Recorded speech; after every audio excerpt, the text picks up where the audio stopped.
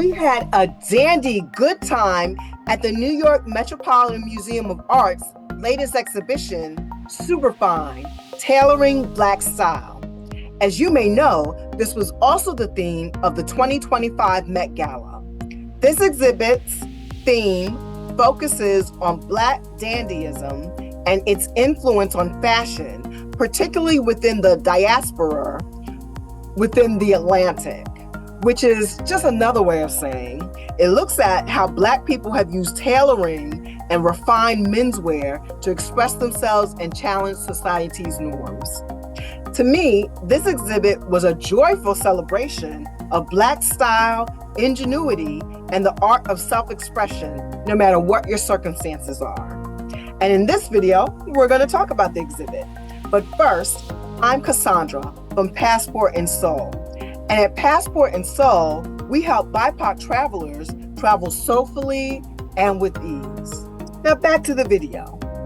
This exhibit opens with clothing examples from the 1700s and goes all the way into the present. And it puts designers of color such as Wales Bonner, Dapper Dan, and Oswald Boateng in the forefront. There are all kinds of examples of Black dandyism at its best, from hats to canes to swords, suits, and everything in between. The exhibit opens with the words of Odula Equiano, who was an enslaved person who ultimately gained his freedom and became an abolitionist.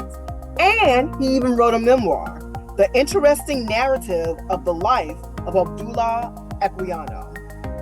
And the words that were chosen were, "I laid out above 8 pounds of my money for a suit of superfine clothes to dance with at my freedom." And from there, we're off to the races. I felt like this exhibition was an ode to the joy that color, style, and fashion brings. No details were spared. For example, I was blown away by the fact that the mannequins used absolutely had BIPOC features. And I don't just mean that they were colored Black. The exhibit is divided into 12 categories: ownership, presence, distinction, disguise, freedom, champion, respectability, juke, heritage, beauty, cool, and cosmopolitanism. Whew, that's a mouthful. First up is ownership. And this category looks at the relationship between Black dandyism, currency, and consumption. So you'll see outfits worn by servants and slaves and trimmed with metal accessories and fancy fabrics such as brocades. The next section was presence. And in my opinion, there is nothing at all wrong with wearing bold prints and loud colors. Your presence is related to your personal style, and through dandyism, the unseen can become seen. Distinction. This section of the exhibit discusses Toussaint Louverture and his revolt leading to the establishment of Haiti. Also, French novelist Alexandre Dumas, who was famous for writing The Count of Monte Cristo. And it talks about Marcus Garvey. And it shows the interplay between elegance, power, politics, and masculine confidence. Next up is disguise. And this section shows the parallels between dandyism and the appearance of social status. In particular, it tells the tale of Ellen and William Craft, who used disguise to escape slavery, with Ellen passing as a white upper-class male and William as her servant. And it goes on to show runaway slave advertisements and how their clothing was described in those advertisements. The next section of the exhibit is freedom. And the freedom section starts with the words of the late, great Nina Simone. I'll tell you what freedom is to me. No fear. I mean, really, no fear. Like a new way of seeing something. This section looks at various expressions of freedom, from the history of the cakewalk dance to artifacts from the Black Panther Party. Next up is Champion. Any guesses about what the Champion section of the exhibit covers? Well, if you guess sports figures, then you're absolutely right. Because athletics has always been a pathway to success, freedom, accolades, and dandyism. This section covers sports figures from jockeys to boxers to basketball players, because the clothing that they wear are part of their entertainment value, especially nowadays, and it also demonstrates their entrepreneurial and free spirit. Next up is respectability. And this portion of the exhibition starts with the late, great Frederick Douglass. Clothing and dandyism go hand in hand. And individuals such as Frederick Douglass and W.E.B. Du Bois understand that clothing can both communicate pride in your people and in yourself, and can also help you command respect at the same time.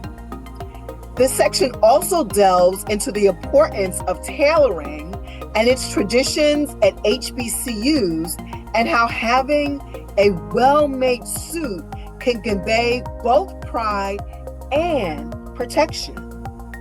It was an honor to be able to see actual clothing items worn by, and also things handled by Frederick Douglass, such as the suit, top hat, and cane that you see on the screen. Those were his actual clothes. Absolutely amazing. Next up was juke. Now, this refers to the juke joints that were so popular from the time of emancipation all the way up to the Harlem Renaissance. Everybody dressed to the nines and used clothing to express their joy. This section also covers the zoot suit and its symbolism during the 1940s zoot suit riots, and how its power has been reclaimed by modern designers. Juke then delves into tuxedos, calling them both at once a uniform and also a garment of distinction, with mention being made of its sex appeal when worn by blues singers and cabaret performers. Next up is heritage. This section of the exhibit looks at how dandyism connects the past with the present, as at times modern dress takes inspiration from the past and pays homage to that past. And for African Americans in particular, that homage can be a way of connecting with our heritage. And by that, I mean the rich heritage that we have as a people that starts way before slavery. Next up was beauty. The poet Nikki Giovanni summed up the attraction of the intersection between Black men, beauty, and dandyism in her poem, Beautiful Black Men, which starts by saying, I just want to say, just gotta say something about those beautiful, beautiful, beautiful, out-of-sight Black men. She then goes on to describe them and their fanciful outfits. The clothing in this section of the exhibit are bright, colorful, lacy, sequins, and just all kinds of fancy. And best of all, I got a chance to take a picture with one of the shirts worn by Prince, my absolute hands down favorite musician. May he rest in power and peace during his Purple Rain days. Next up is cool. Now, the cool section starts with the styling in that famous photograph by Art Kane, A Great Day in Harlem, and ends with its remix, A Great Day in Hip Hop. And that's because in the 1950s, jazz musicians were usually considered the epitome of cool, while in the 1980s and 1990s, the same could be said of hip-hop artists and designers like Dapper Dan. So the clothing in this section goes from more traditional suits all the way up to tracksuits. Last but not least, the section of the exhibit is entitled Cosmopolitanism. Whew, again, that's a mouthful. This part of the exhibit looks at dandyism, travel, and being interconnected, sophisticated, cosmopolitan individuals. Therefore, you'll find on display items related to travel, such as W.E.B. Du Bois's passport and a picture of him in African garb, a travel bag from the now defunct Air Afrique, and of course, stylish clothes from the British designer Oswald Boateng. And on an related note, here's a picture of me and one of my brother-in-laws with Mr. Boateng a few years ago when we were in London celebrating me and Craig's anniversary. The exhibit ends as it began with the words of Abdullah Equiano from 1789. In short, the fair as well as the Black people immediately styled me by a new appellation. To me, the most desirable in the world, which was free man. And at the dances I gave, my Georgia Superfine blue clothes made no indifferent appearance, I thought. All in all, if you have any interest in clothing and the Black experience, I'd say get yourself to the Met right away and see this exhibit.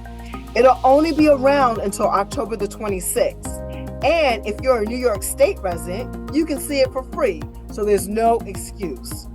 Let us know in the comment section if you've seen the exhibit, what was your favorite outfit? And if you enjoyed this video, don't forget to like, subscribe, and forward it on to someone else.